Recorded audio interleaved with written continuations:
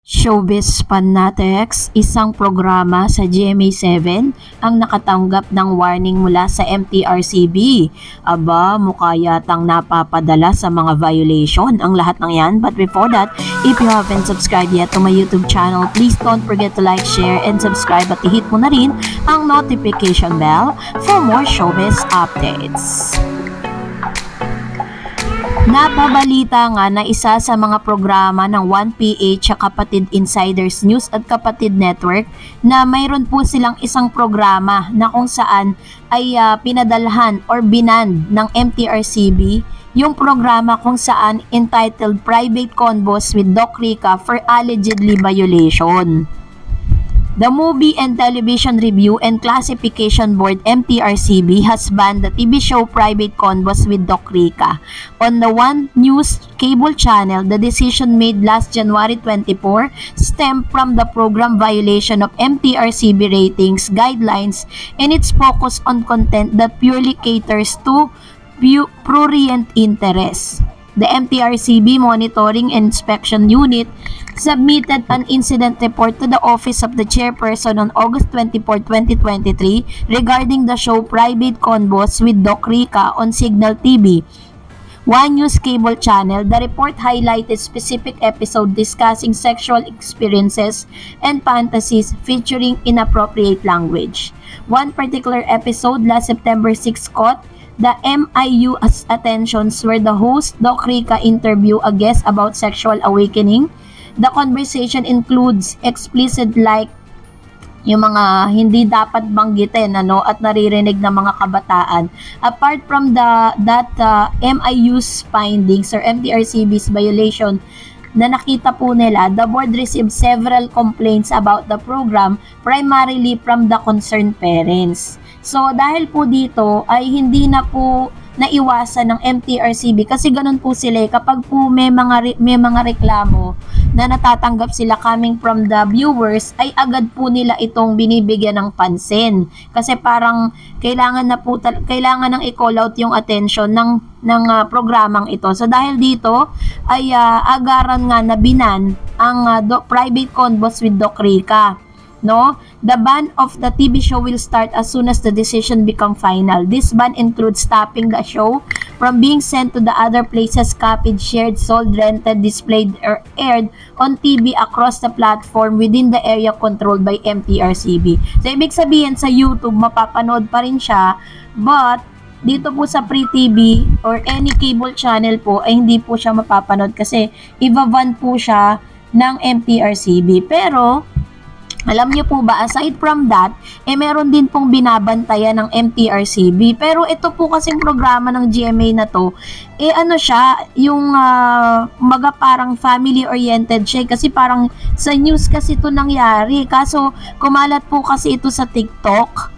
At I think hindi base po dun sa convictions kapag napanood niyo po yung video, hindi naman ganun kabastos, hindi naman ganun parang hindi sinadya or base sa convictions ng gumawa, hindi naman talaga yun yung intention niya, pero syempre kailangan pa rin bigyan ng warning ng MTRCB dahil nga syempre nag-iingat po sila sa mga ganitong pangyayari kasi kailangan pag live ka very ka sa paligid mo, kailangan maging gising yung pangunawa mo kung ano ba yung ginagawa mo, diba? Kasi kaya nga po nung pag mapapanood po ninyo yung video na to, kayo na po ang humusga kung ano po ang inyong i-request or makikita, Kasi sa isang segment po kasi dito sa GMA7, in which napapanood po ito tuwing umaga, yung unang hirit. Yan, kumalat yan sa TikTok at binigyan po yan ng reaction video nitong si Mr. Claro III sa kanyang YouTube and Facebook account. Ay meron po sila dong games, ayan unang hirit, ready, set, draw, at si Miss Susan po yung nag-drawing, ayan. So, ang pinapahulaan niya ay tigre dahil hindi nga siya marunong mag-draw, parang ganyan yung nakita niya. And then, tinakpan po agad ito nitong si Mr. Arnold Clavio dahil hindi nga kagandahan yung nakikita sa board, ayan. So, binura agad. at tawa ng tawa dito si Susan, ano, parang hindi siya naging mindful sa maaaring, ano pa naman, napakaaga pa naman po nun at ang dami na rin nanonood ng news pa naman po yun. Kaya medyo, off po yun sa pakiramdam ng ilan sa mga manonood. Kaya itong si Arnold Clavio, napakabilis niya pong binura. Pero hindi po ito nakalagpas sa MTRCB dahil talagang warning po ito para sa kanila. So, dapat maging mindful ang lahat ng mga programa patungkol sa bagay na yan. So, dahil dyan, magbasa tayo ng ilan sa mga komento ninyo. Unahin natin ang komento mula kay Mark Lawrence Maca. Sabi niya, gusto ko si Kuya Will sa Wawawin. Babalik ba ang program ng show sa Pilipinas? Ang bawat Pilipino, kayo ang bida sa Wawawin. Palitan ang tahanang pinakamasaya ng Tape Incorporated dahil mababa ang online YouTube channel nila. Tapos meron siyang heart emojis, heart Dared's channel. Ayan. So, ito po yung kanyang, kaso nga lang po kasi, nung nag-a-apply, parang gusto ulit ni Mr. Willie Revillame na bumalik sa GMA7, hindi na po siya pinagbigyan. Kasi parang kasi hindi naman siya pinaalis kasi nga, parang mataas yung ratings niya dyan sa GMA tuwing alas 6 ng hapon. Kaso mas pinili niya yung AMBS channel ba yun?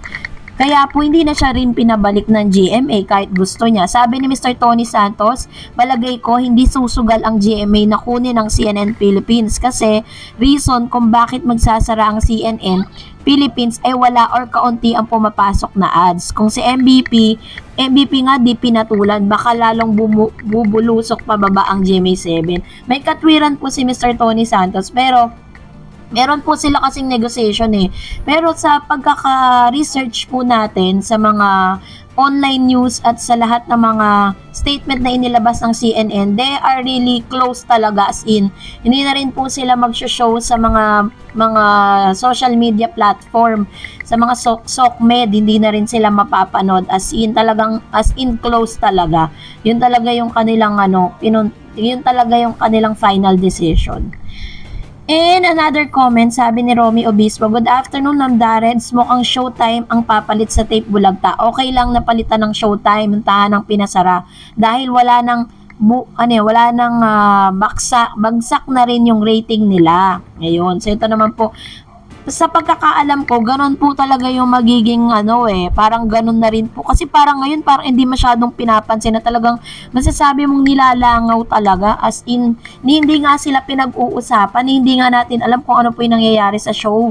'Di ba? Pero, tapos may mga, may mga parang social media na parang mga vloggers na medyo nawawala na rin po sa sa limelight. Kumbaga parang unti-unti na rin na naglalaho.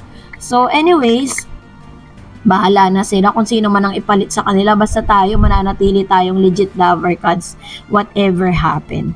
And that's it for today. For more videos and updates, please don't forget to like and subscribe, and please don't forget to follow my Facebook page, Dareds TV. God bless everyone.